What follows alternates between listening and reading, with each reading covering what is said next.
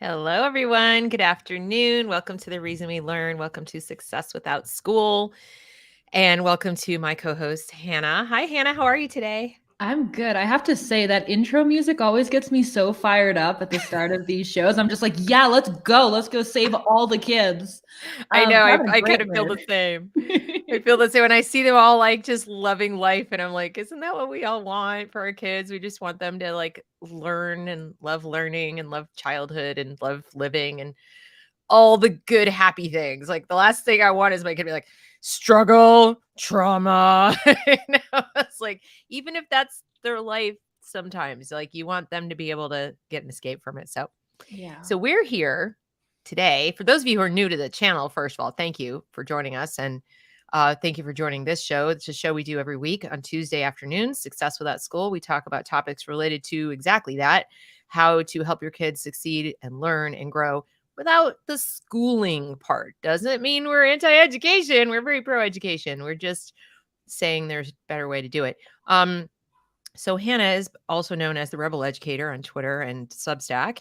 And she joins me each week and we tackle a different topic for about an hour.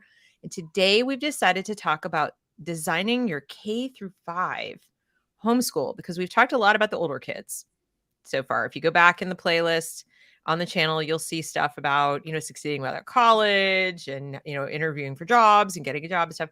And a lot of parents are like, what about us? We've got littles, help. So we're here to help you, right? Yes. Yes, we are. Where should we start?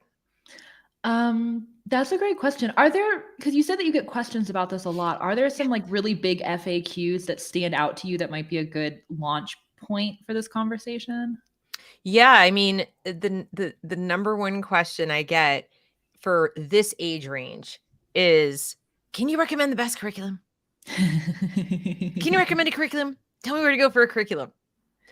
And when they say a curriculum, I think they have the perception they need one, or primarily one. Yes. Right. And so you and I have been talking behind the scenes, and you mentioned it's kind of like a little a thing you wanted to talk about, to bust that myth wide open that you need only one, or that there is a one. So what do you want to say about that? I have a lot to say about that. Okay. That's a good jumping off point for this conversation. I think a lot of homeschooling parents, new homeschooling parents, think they've separated themselves from the idea that their kid has to be in traditional school to be successful, but they haven't yet separated themselves from the idea that their kid needs some sort of curriculum that they go through that's going to ensure that their kid is learning all of the things that they need to learn to both advance in their education, but also eventually come out as a successful adult, which is a very understandable thing to think that your kid needs, right? Because it feels very almost mysterious when you're getting started. It's like there's all this magical stuff that teachers do to prepare my child for the adult world, where so they think. Well, that's kind of what it feels like. That's kind of we don't, when you haven't broken down. I mean, that's kind of how, I'm going to go on a tangent here for a second, but that's kind of how anything that we engage with in the real world in its finished form works. It feels magic. Like I have this podcasting mic right here that's very magical. It looks really cool, it looks very fancy, and I talk into it and it makes you can hear me in North Carolina and our listeners can hear me all over the country, and that feels like magic to me. But it's not magic. There's a whole process that's going on that's allowing this to happen. But there's a lot of things that we just don't know how they work. So we just are kind of like, well, there must be a special way that this has to happen, and I just going to default to the experts on how to do it. And I think the same effect kind of happens for people with schooling, where they think that there's this magical thing that teachers do and the school system does that prepares kids for adulthood. And it's very separate from what happens at home in their minds. So it's really hard to just be like, okay, I'm going to bring my kid home, but how is all this stuff going to happen that needs to happen for my kid to be ready to be a successful adult? Right. Which is where the default towards a curriculum comes in. But you don't actually need a curriculum to educate your kid. And you certainly don't only need one.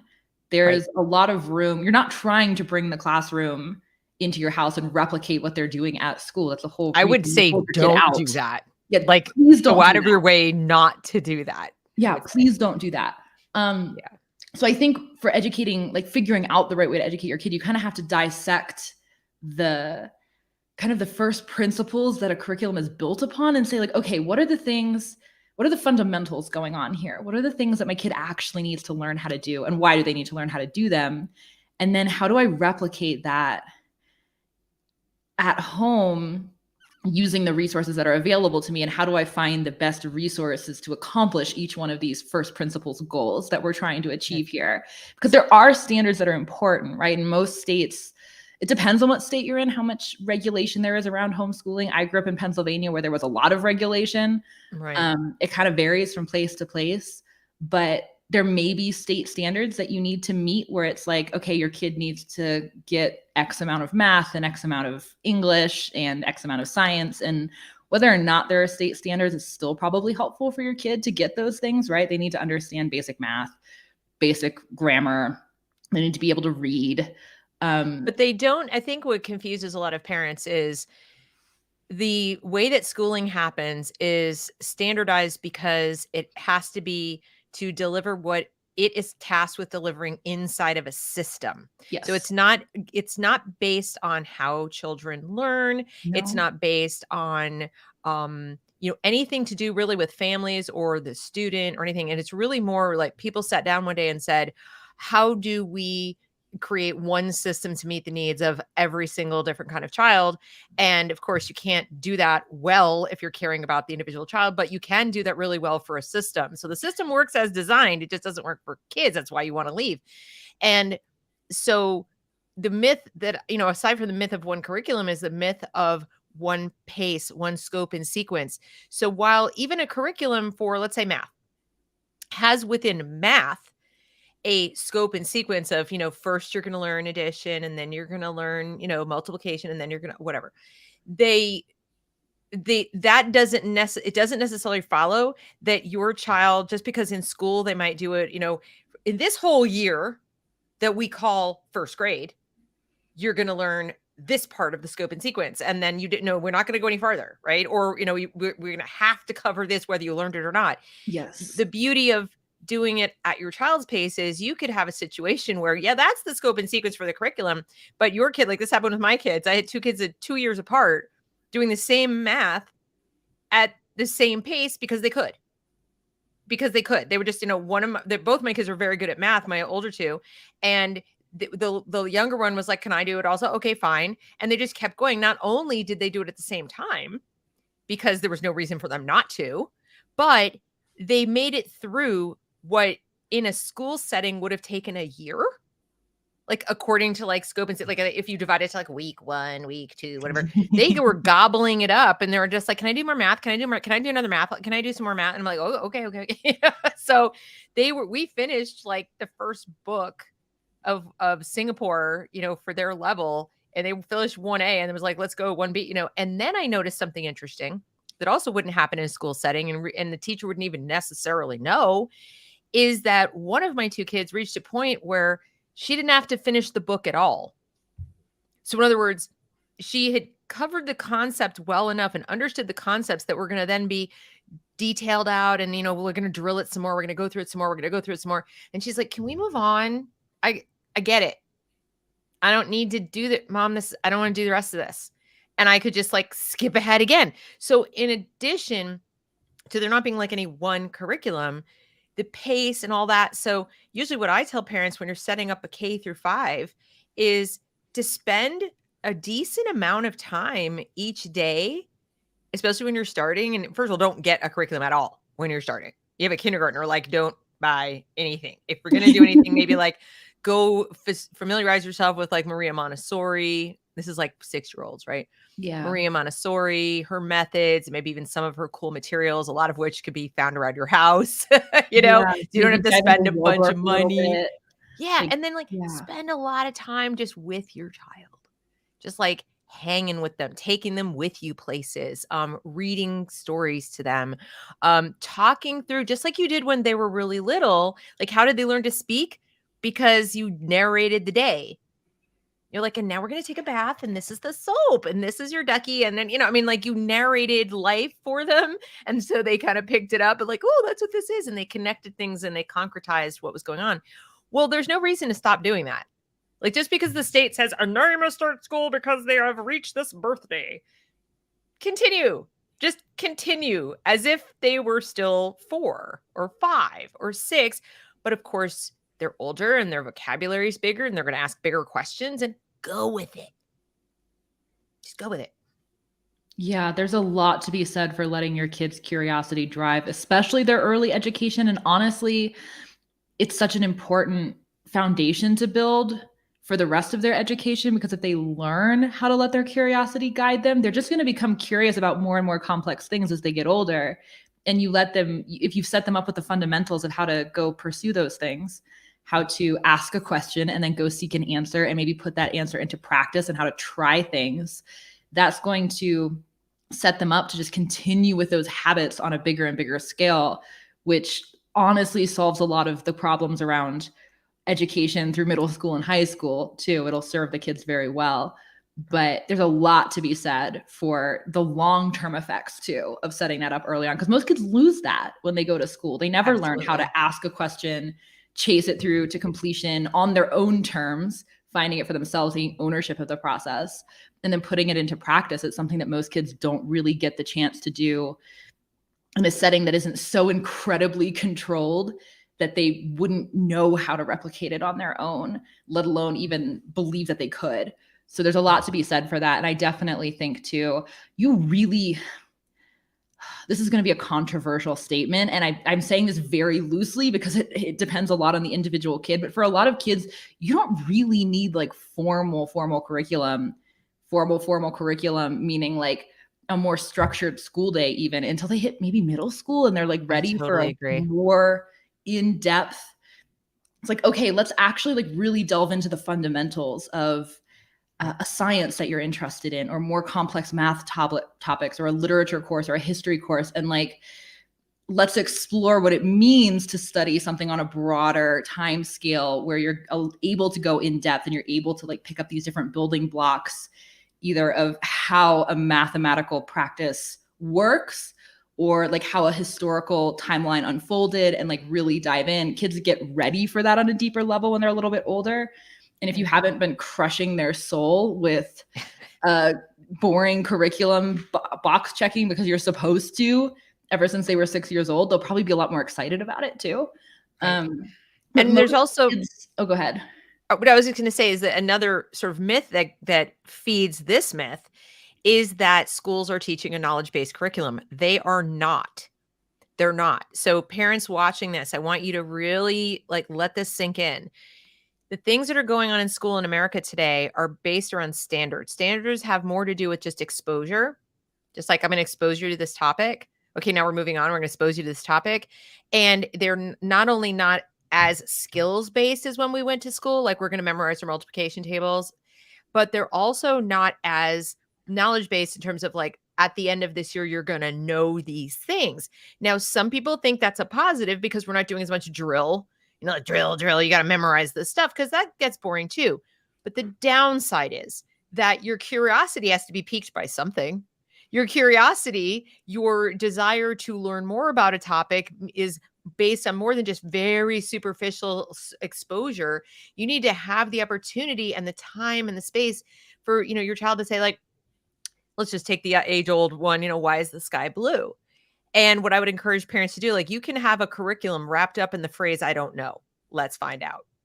Okay. That is the curriculum. Yeah. You're teaching. That is the curriculum. I don't know. Let's find out is its own curriculum. And then my next suggestion would be take the most low-tech method of finding it out that you possibly can. I know it's super easy to go, hey, Siri, why is this guy blue? But, or Alexa or Echo or whatever, but you want to steer away from that, obviously, you know, and you can even have a little agreement in your homeschool that we are going to not use tech to answer our questions. How could we answer the question? So maybe you go to the library, maybe you look in books. If you have old encyclopedias, I mean, there are ways you can find the answers to all the questions without your smartphone and a computer, and demonstrating that, modeling the, I don't know. And you know what? I'm a grown up. And I don't know everything, but somehow I still managed to hold down a job and have a house and feed myself and whatever.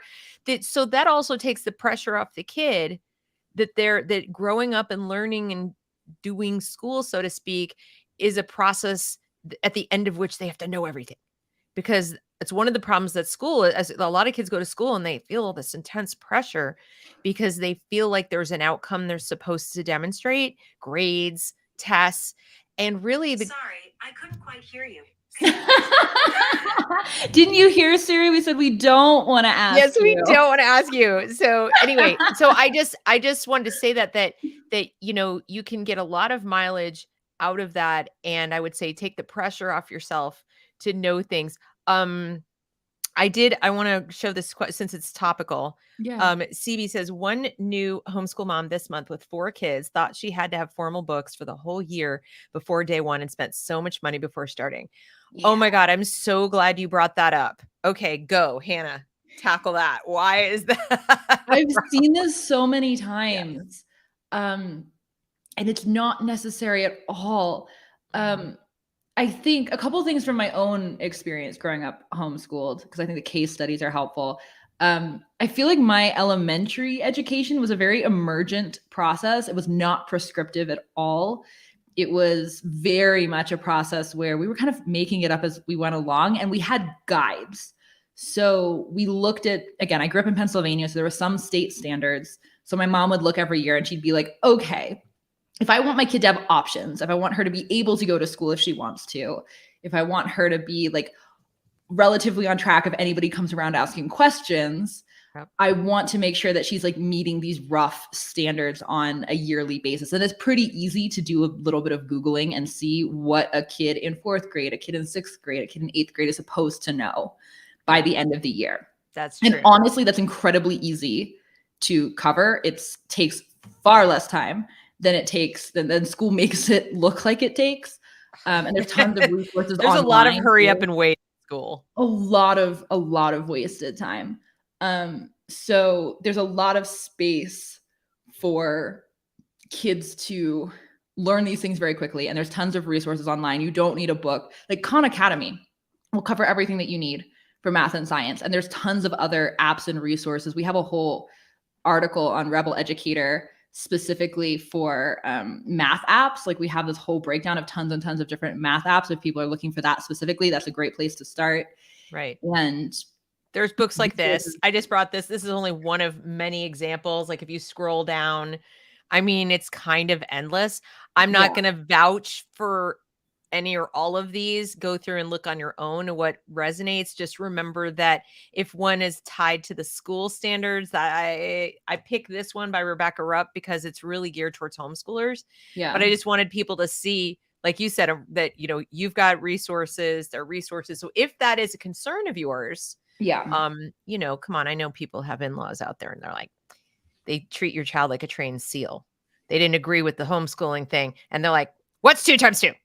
How do you spell, Gibraltar? Whatever. The capital of Minnesota. Oh my God. Right. I mean, this happens to so many people, and it's I want them to go down to the school and do the same thing. It's not fair. Yeah, it is. It is. But when you have these benchmarks, so you can be at peace of like, okay, I know if my kid knows X, Y, and Z things that they're covered for the year, then that gives you a lot of space to say, okay, what do I want to explore this year, which was a lot of what my elementary education was like. My mom drew on Waldorf schools a lot for inspiration. She's like, okay, I forget which grade it was, maybe 4th grade. It was like, all right, this year the Waldorf school is studying Norse mythology. So we're going to study Norse mythology too, because that sounds fun. And we just went down the rabbit hole. We had this beautifully illustrated collection of the Norse myths. It was Delaire's Book of Norse Myths. Highly recommend. It's beautiful. They have one for Greek myths too, I think. I still have my copy from childhood. It's so beautiful. I love those books. We sat on the couch together. My sister, if I was in 4th grade, I would have been like 10. My sister would have been 4, and she was like old enough to listen too. So like we'd sit and we'd read the Norse myths together, and then I would retell them, and I'd make like a book of my own with illustrations, and it was just beautiful. And I remember the myths to this day. It was like a very enriching experience, but it was also really fun. And elementary education can be very fun like that. It doesn't have to be super structured. Your kid's going to turn out totally fine. And anything that they happen to miss, they can pick up very quickly and honestly faster because they haven't learned to hate learning. So they're not going to resent the process of picking it up. but you can let it be really emergent like that. And as your kids get older, you can give them agency over this curriculum building process too. You don't have to have all the books before the start of the year. You can let them kind of pick and choose as they go through the year what they need. Like I grew up in as I got older in middle school and high school, I started to play a really active role in my education building and planning. And I would say, okay, this year I want to learn this thing. Like my mom and I would go through the state standards together, and it'd be like, okay, you're probably supposed to do algebra this year. And I was like, all right, here are the resources I'm going to use. Can I also do oceanography? Because like that sounds fun to me. And also this is what I want to take the sentence writing course for English and like put the whole thing together. And you give your kids so much power when you let them do that. And I think that's actually really important. Yeah. And so I just brought this up again. You mentioned Waldorf. A lot of people watching might be unfamiliar with the different styles of homeschooling. And I don't want people to feel like overwhelmed or scared. Like, am I supposed to pick one of those? No. I mean, you could find, for example, there are some people who absolutely love doing certain things the Waldorf way, but certain other things the Montessori way, and certain other things, you know, the like, what's her name? The other way, God, I'm drawing a blank. You know, the outdoorsy lady. Anyway, there are different people who've had different approaches to education. And there is something called eclectic homeschooling, where you go with what works for that particular lesson, that particular child, that particular family. But you can read about these different methods and see what resonates, what works for us as a family. And especially for those early grades, you have a lot of leeway. Because as Hannah pointed out, you know, you're really still, you're doing that transition from when they were sort of toddlers and preschoolers, and now they're sort of elementary school age. They're still growing physically. They're doing a lot of growing. Okay. And this is especially true of boys, right? I mean, we know that at this age range of K-5, they need a lot of time to move around. Okay. True for girls too, but I'm just saying, generally speaking, that, you know, you're going to have less seat time, more physical movement, and those kinds of things. So, you know, the main piece of advice I would give people for designing a K-5 K-5 homeschool is, how are you taking into account the stage they're at as little physical beings who are still pretty new? Like they just got here 6 or 7 years ago, if they're kindergartners, right? And I mean, that's not a long period of time, like blink and it was 10 years ago, right? So in their life, that's an eternity. 1 year is a really long time when you're K-5. Yeah. So you know, slow your pace down in your mind when you're thinking, what do I have to cover? What do I have to do? The state standard says this. Just like take a deep breath and remember, as Hannah said, you'll be able to do so much more with so much less time and attention and all that at home. There's fewer distractions like other kids and stuff. And go with how your child is, you know, moving, growing, their energy level, all this kind of stuff. And you'll develop a flow. Now, I can say as a parent, having done this was the age range where I did homeschool. And then unfortunately I had to put them in public school. But I was so hard on myself in those first, you know, I came out of a classroom environment. I was a classroom teacher. It took me a little while to like break that habit. But I wish I could go back and tell myself at the start, not only do you not need to buy anything, except, you know, go get yourself a library card maybe. But every day, take a moment to just sit back, take a deep breath, and like watch your kids. Like, don't do anything. And if you have whole days where it's like, this day is just not happening, we're done. Let's go to the park. You know, like that's okay too. Because the next day could be an awesome day where you just like do so many awesome things. You read books, you write stories, you cover so many things. They're little humans and they need to be human. And you have the freedom to do that. And I wish I could go back in that first like 6 months and tell myself that, because it took talking to a more experienced homeschooler and observing, just kind of watching her, to realize like, why am I making this so much harder than it has to be? Like I am overthinking this. I am overworking this. I am doing way too much. And when I finally like chilled out and did what Hannah's suggesting of let my kids kind of steer it, like I had bins with subject stuff, and said, what do you guys want to do first, second, third, whatever? These kids astounded me. It was like, I could just sit back and watch like, oh, you're done with everything. Okay, that's awesome. Let's go do something else. Like they gobble it up. They were busy little bees. And the only thing I did have to do is they didn't have smartphones, they didn't have tablets, they didn't have free access to a computer. They thought the only way the television worked was when you put a DVD in the Blu-ray player. Like they didn't know we hid the remote controls. They thought like the adults had to do something magical at night to make the TV go on. So I really did stick to that. And that I think made all the difference because they just weren't even asking about it. They weren't even looking to do it. It was there. We have computer. My ex-husband was like a computer programmer. I mean, there were computers everywhere, phones everywhere. You just didn't even think that was for them. So that's huge because then their only source of entertainment is whatever else you've got. Yeah, I think in the same way that you talked about letting the kids' questions drive their exploration process, I think you can kind of apply that philosophy to the entire curriculum building structure and approach where you don't have to know everything or even what you're going to be doing a month from now when you get started.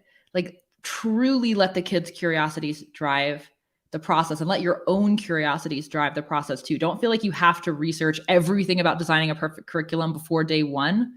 It's okay to go in with a plan for what you're going to do the first day or what questions or ideas you might want to explore the first week and let your own learning be learning to the task and learning to the need in the same way that you're trying to teach your kids how to do that. Like let yourself go do research on how do I get my kid to understand like these math concepts when you run into that problem.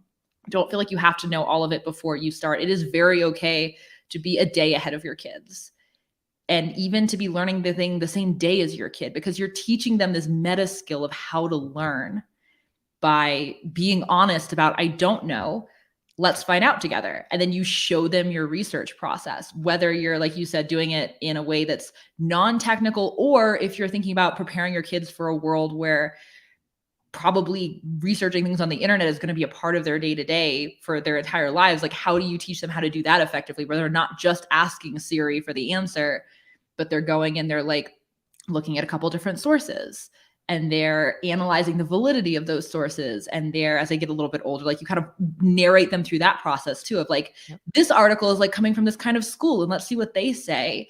But like, this is probably influenced by the approach that they do at their school. So let's go see what like a Waldorf school says and see if there's like a different answer there. And when they're really little, they're probably not going to get it. But as they get a bit older, they're going to like see you going through this process and you'll be able to show them what you're doing and it's going to be normal for them to see this stuff. And it's just going to be a part of their assumption about how they're going to do life too. And that's really powerful.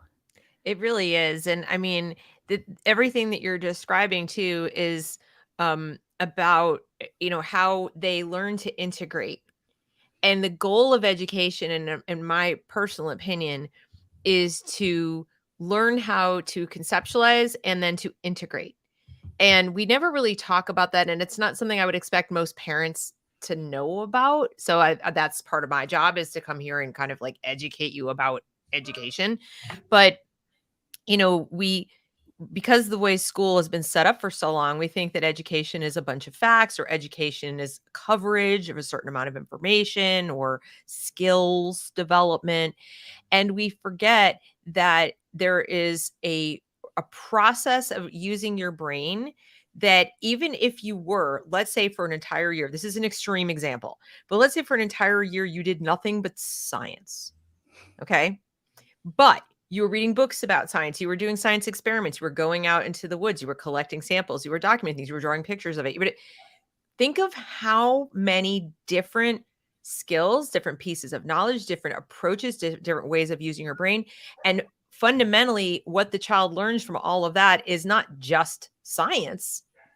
They're learning how to conceptualize and then integrate the information that they got and use it. And then they can also use that to go learn something else. So and they would have learned more in that time frame than they would learn in a year of school where they did a little of this, a little of that, a little of this, a little of that, a little of that, where they just get to the end of the year and go, I don't know anything. Like, I don't remember anything.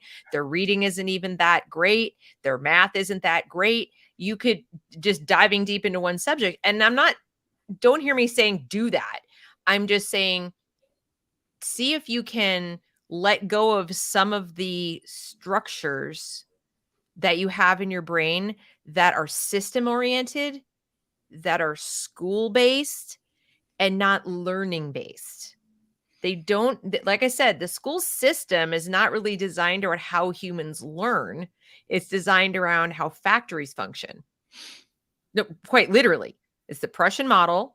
And it's like, how do we, we got all these worker bees that are also going to go in the military, and how do we structure things so they're standardized and they do everything at the same time? They get used to lining up, they get used to obeying, they get used to, not speaking unless they're spoken to. So all of these rules were around training, schooling, orienting the children towards a certain outcome, not how human beings actually learn information. And that is part of why parents will tell me this story all the time. Before my child went to kindergarten, they were so eager to learn.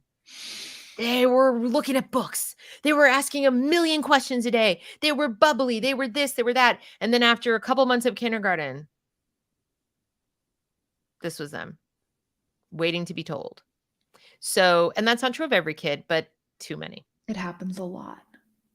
It's probably the most sobering thing about looking at the comparison between homeschooled kids and kids who are in alternative programs and kids who are doing something that's not the formal school model, and then kids who are stuck in classrooms being forced to follow rules for 7 hours a day. You watch the trajectory of these two groups of kids, and the kids who have the agency and the ownership of their education, that love of learning stays alive and it continues to expand, whereas it just shrivels and dies in the kids who are stuck in these formal classrooms.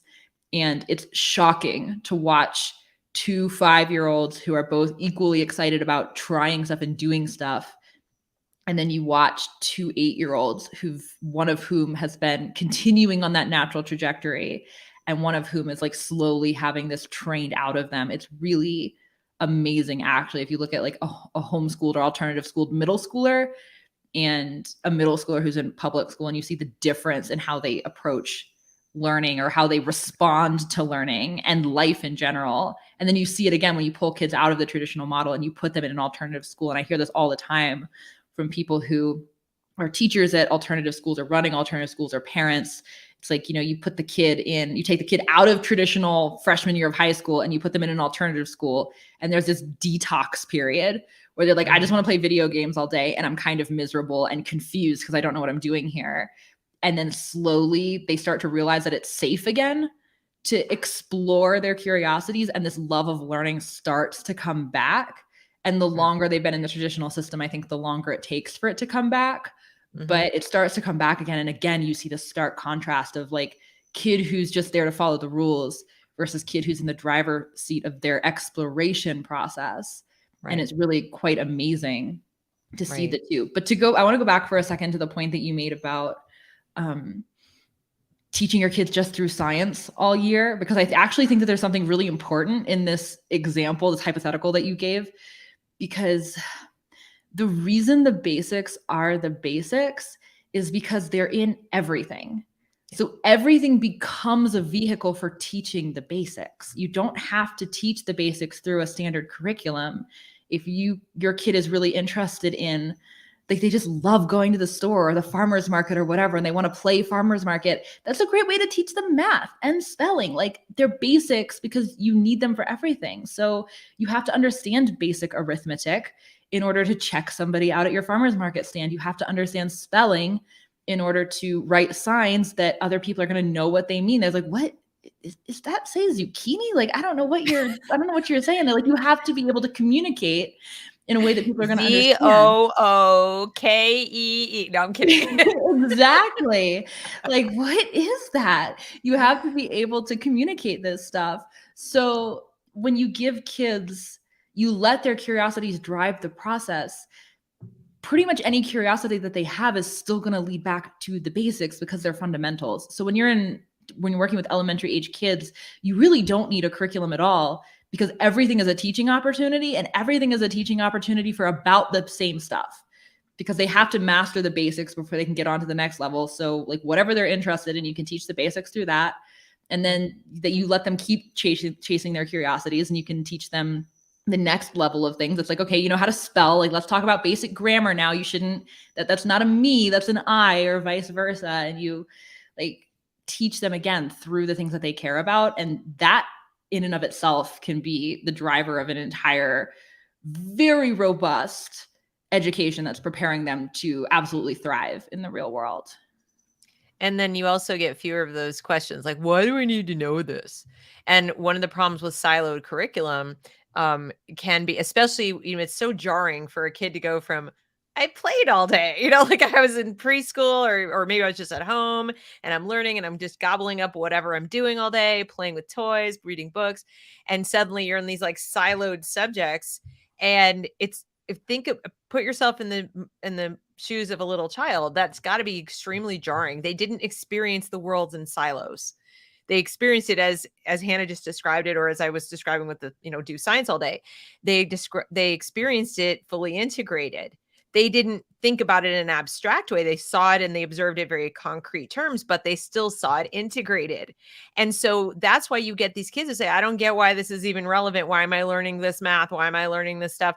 And what I think happens when you do the K-5 in the way that we're describing, when the kids get to the middle school, or more importantly, high school age, they want to break it into pieces. That is when they are motivated to start to say, I need to get some in-depth understanding of algebra, or I really want to be, you know, I'd like to build bridges and do engineering or whatever it is. So I really better learn that calculus and trig and all that stuff. So it's their motivation then. It's not, why do I need to know this? They know why they need to know it, because they just spent the past, I don't know how many years in the world and experiencing things in a more fully integrated way. Somebody put in the comments, like, go watch the linemen working for a certain amount of time and say, see, when we have a storm and the power goes out, somebody has to come out here and climb up there in a little box, a little bucket, and risk their life to hook it back up for us. And this is how it all works. And then the power goes to the transformer, and then this and that and the other. So they start to understand how the world works, how things are all connected.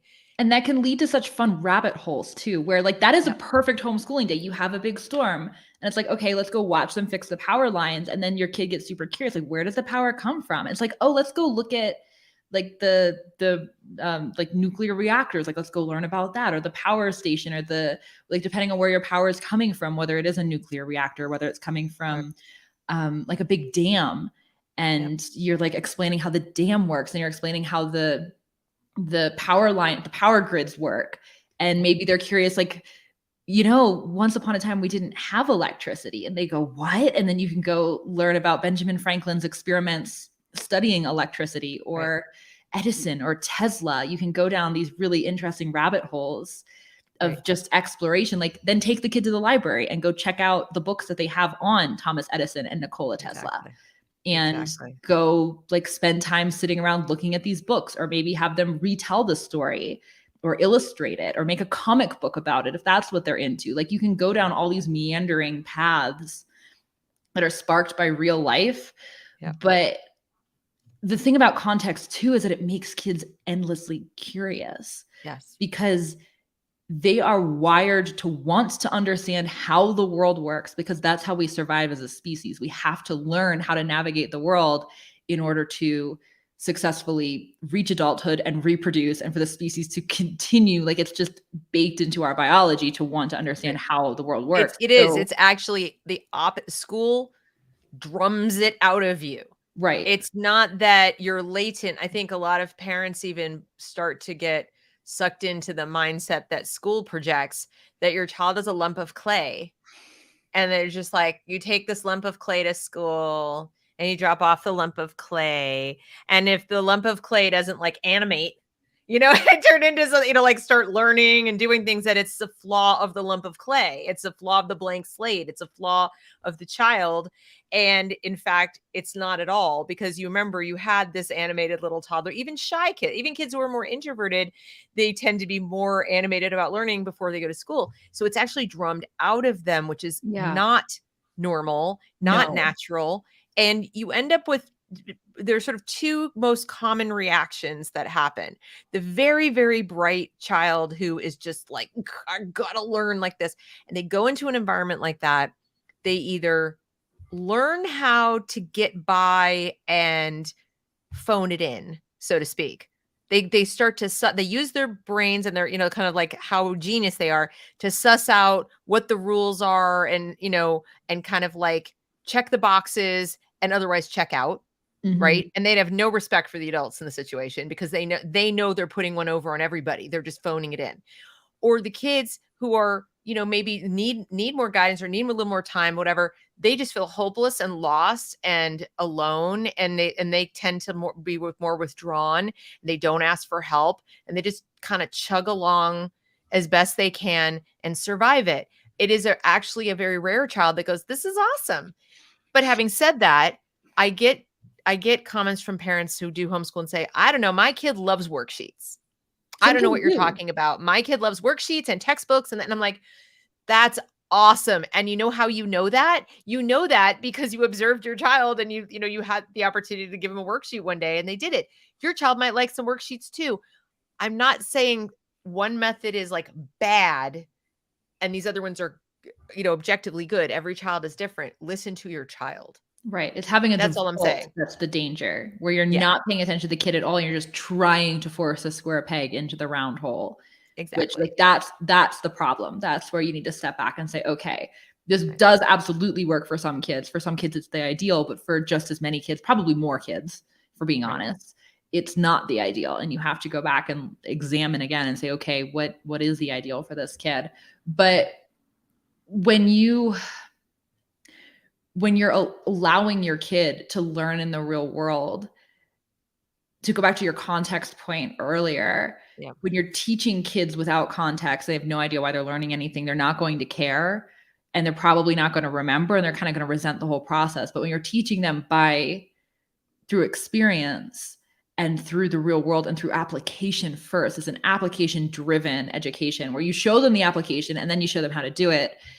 The fascination is so deep for most kids. Like, if you teach them arithmetic off of a worksheet, some of them, like, you teach them basic addition and subtraction.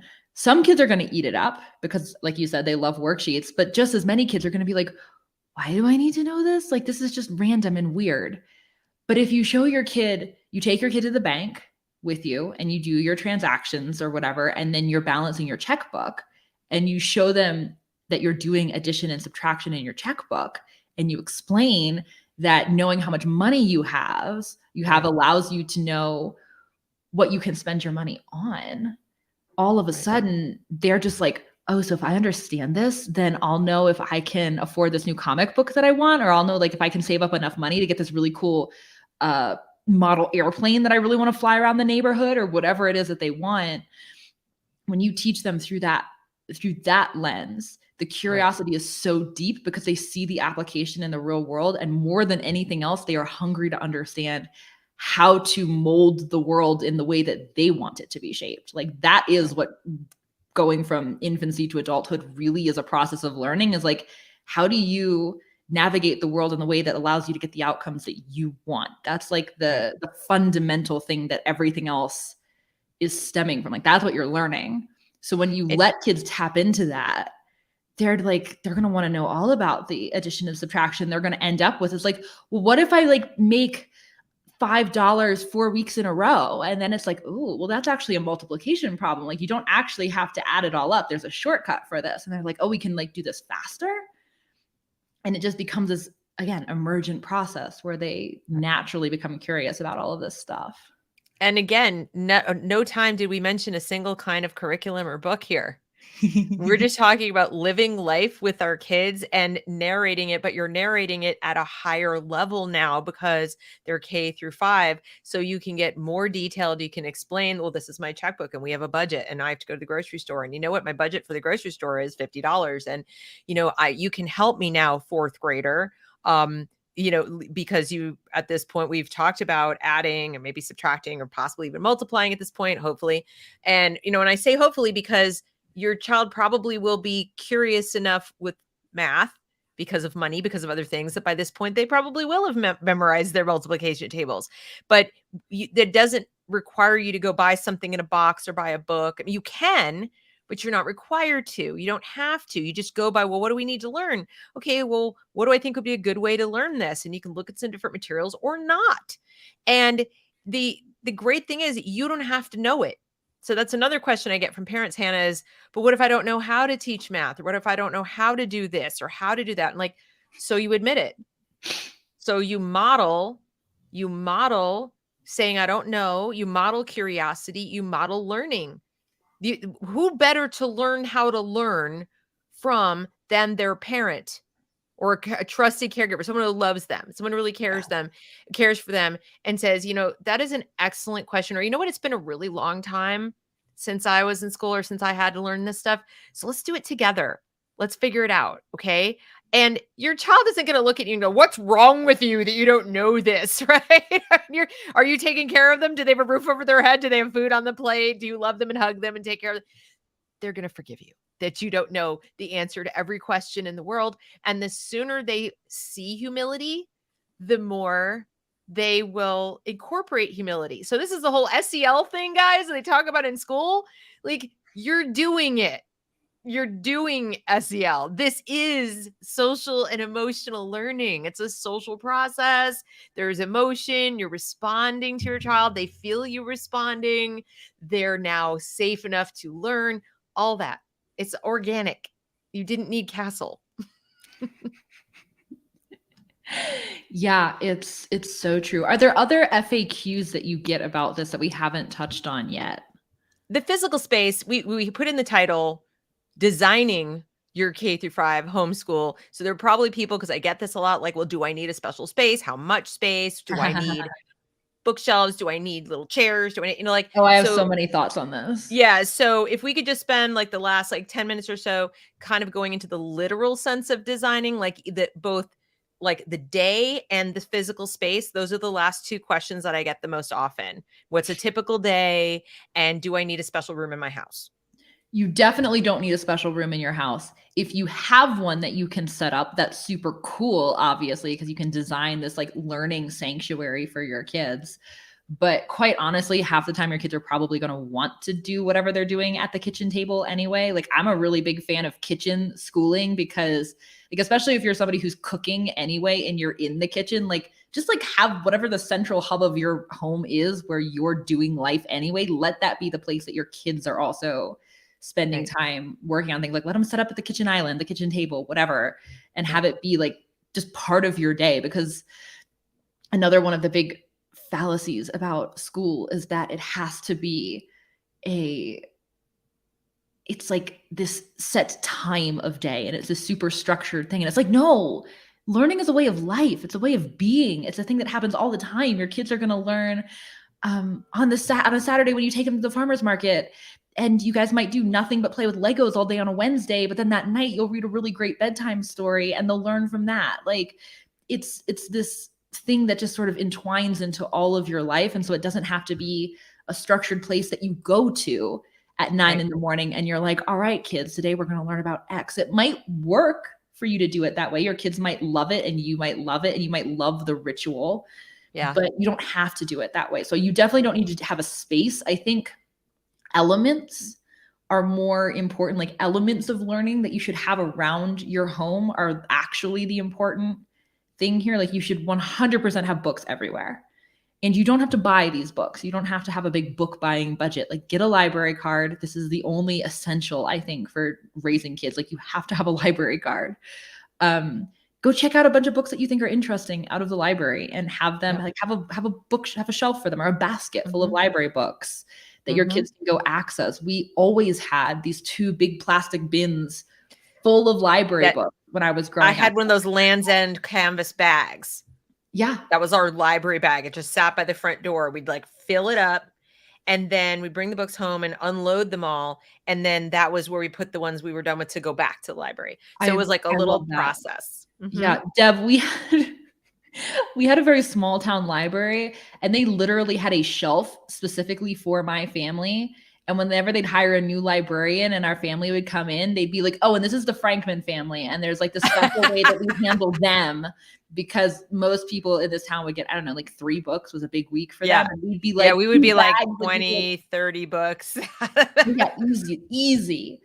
We were maxing out library cards right and left. We had like systems for like optimizing how many books we could have out. But like, fill your house with books, reference books, picture books, like the Delaire's Book of Myths, and like other books that are like illustrated encyclopedias of the animal kingdom, like whatever your kids are curious about, novels that they can read. Go thrifting. I do this every time I go somewhere new and I see thrift store or I see resale store, and I go in and I go to where people are selling their old books. And I buy the old books because on top of being wonderful, like this is a wonderful book. Okay.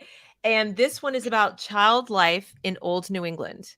That's amazing. This is literally a book about what it was like to be a child in old New England, with even pictures and drawings and the whole thing. And I just grab every time I go, and I'm not getting them for my kids per se, but for just to have, because I'm a big kid. But when my kids were younger, we would do this. We went to the used bookstores, we went to thrift stores, and the great thing about, you know what I'm talking about, those antique malls where people have stalls and it's like so many. Okay, that is history. That's history class. You go in and we would walk around. It's like, what do you think they use this for? Some people just sell old tools. And some of them are like, really, like, what does this do? Right? Well, let's find out. What does this do? So, you know, they get to see what used to be popular in pop culture, the old lunch boxes and old, you know, the gas station glasses you could buy. And then I grab books because they're like $2, $3, whatever they are. They're really cheap. And you get it's so much fun. And I've never met a kid of any age, including my age, doesn't like going through that. Before we get too far, and I did want to answer Adrian's question. Thank you for the super chat, Adrian. She says, great show. Would this kind of approach be good for teaching scientific methods? So the stuff we were talking about, and even all of this. I think the answer is a resounding yes. What do you think? Yeah, absolutely. I think this is the scientific method, right? Yeah. Yeah. And again, like, start with your kids' curiosity. Like maybe you live in a rural area, or you go to a park and it rains one day in late summer, and all of a sudden there's all these mushrooms that pop up, and your kid's like, these weren't here when we were here yesterday. And you're like, I know, let's go explore this. And you go down the rabbit hole learning botany specifically about the mushroom kingdom or the fungi kingdom. And you're learning all about the intricacies of the mushrooms world. I'm using this as an example because we did this when I was a kid. And you can explore this whole scientific process of like, okay, let's study them. And why do you think there are mushrooms? Mm-hmm. Why do you think? Like, guess, like that, you know, make a hypothesis. Why do you think there were no mushrooms yesterday? Now there are mushrooms. What's your guess? What's your guess? What's your guess? Like, we start with guess. We call it that, right? You know, when they're little. And then, you know, it's, well, now let's go find out. And like, who got closest? Was that close to what you thought? What did you learn? What's different? I used to send my kids out about what's going to happen next. Yes. And then I sent my kids out with a clipboard. Yes. I would send them out with a clipboard and paper, and I would say, go outside and find something alive. Okay. Just find something that's alive. And I want you to draw a picture of it, and I want you to describe it. And this is even before they could spell all the words. So they would be writing in like invented spelling, like phonetically, like, you know, it has red wings or whatever, you know, they would write down. And then we would talk about like, why do you think it's in the garden? And what do you think it does there? And, you know, we'd have all these conversations. And so they learned how to observe their surroundings, and then take notes and draw pictures and make predictions, and then check their predictions against reality and so on.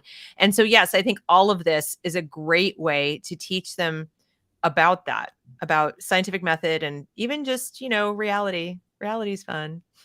Yeah. Reality is very fun. and fill their world with things that make it easy for them to do this, to like have notebooks lying around or clipboards and paper, have drawing supplies where it's very easy for them to go out and draw something that they're observing, or write a story or a comic book or whatever they're excited about, that they have an idea. Like, make it very easy for them to have all the materials that they need to go chase this stuff. But then just like let them go. Exactly. They're already wired to do it. They just need to I love that. Make it easy. Keep art supplies, crayons, all this stuff. Crafting supplies, popsicle sticks, and yarn are a kid's best friend. Like the dollar store, the TJ Maxx stores and Marshall stores have sections in their toy area where they have games and crafting things and stuff, sometimes on pretty significant sale.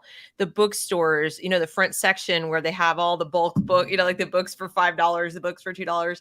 Used book sales, library sales are your best friend. Absolutely. So there are just so many ways you can do this without buying a curriculum, without really buying anything except possibly those supplies like paper, pencils, things like that. But, or go to Costco or go to Sam's Club or whatever. And just find these things. You don't have to spend a lot of money. And when it comes to K-5, guys, you already know how to do this. You already know how to do this. And so does your child.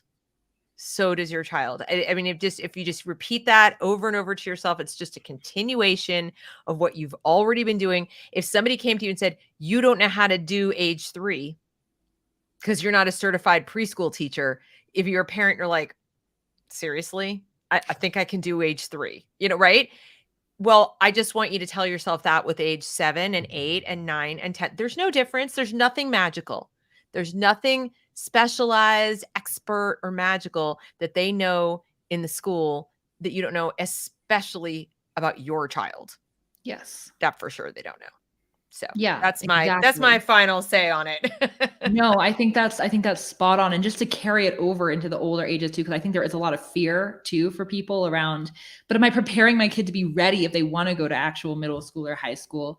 Yes, they're learning all the fundamentals through doing this, but their curiosities naturally deepen as they get older and their questions get bigger. And so it's this very natural progression where they're sort of exploring the world at large in this very joyful way when they're in elementary school. And then they get older and they get more curious about, well, how do I make this thing happen that I'm really curious about? The one thing you can't prepare them for if they decide they want to go to like standard middle school is you can't prepare them for not being restrained. Exactly. The irony is they're going to be intellectually so far ahead of their peers. Yes. Even if you phone it in, guys, if you phoned in K-5 ages, I'm not kidding. I mean, like, I'm being serious. They would still be cognitively, socially, emotionally, etc., so far ahead of the typical 6th grader in a school setting that you can't prepare them for. There's really no adequate. My daughter wasn't prepared to go into the 3rd grade. They made her redo what she already was well beyond 3rd grade, but because she missed that cutoff point, they made her do it. And nothing I could have said or done prepared her for that, for having to stop. It's like blunt force trauma. You're moving along at full speed and somebody throws a wall in your face. How do you prepare your child for that? You can't. So, if you're worried about, are they going to be cognitively ready? Oh yeah. Don't even like that shouldn't even be on your radar of concerns. Yes. Be concerned about anything else you want, but that. Yep. You are spot on. Are there any other questions that you get about this that we haven't touched on, or have we covered this pretty thoroughly? I think that's pretty much it. And I just would like to invite the audience watching, whether you're watching live or on the replay, you can reach out to me through, the comments below after the replay, or, Hannah's on Twitter at Rebel Educator. She also has a Substack at Rebel Educator on Substack. If you have these kinds of questions, if there's something else we didn't cover here about that age range of roughly 6 to 10-ish, K-5, go ahead and shoot us a note. And we'll do our best to answer you. But this pretty much covers it, for the most part. And there are so many free resources that it's pretty crazy. The thing you're going to need most, in my opinion, is every once in a while, you're probably going to need an emotional gut check and somebody like us or whatever to say, you're fine. You're doing great. It's all good. I promise you're fine. So you had a bad day. You had a bad week. It's fine. You'll catch up. It's okay. Like if you write these little notes to yourself and stick them on the mirror in your house so that you can coach yourself, that's probably going to be your greatest need more than anything else. You're going to be fine. Yeah, you're going to be so fine, and you can figure out anything that you run into that you don't know very quickly. And think how you're modeling for your children. Figuring it out. Exactly. If you've ever looked out at Gen Z or whatever and said to yourself, felt like almost like a grumpy old person, like they lack initiative. They don't do anything. They don't know how to do anything. They're just all waiting for somebody to spoon feed it to them, whatever. Guess what? That won't be your kids. No. That will not be your kids. So that's if you worry about math or reading or science, like specific subjects, take heart that will not be your kid. No, if you do this model with your kids are absolutely going to thrive. They're going to rock it. So, well, Hannah, another great show. Thank you so much for joining me for this. Everyone, please like, share, subscribe, get this out to other parents who might need it. I really appreciate you joining us today. And always appreciate the participation. So thank you, everybody. And we will see you again next week. Okay. Have a great rest of your week, everybody.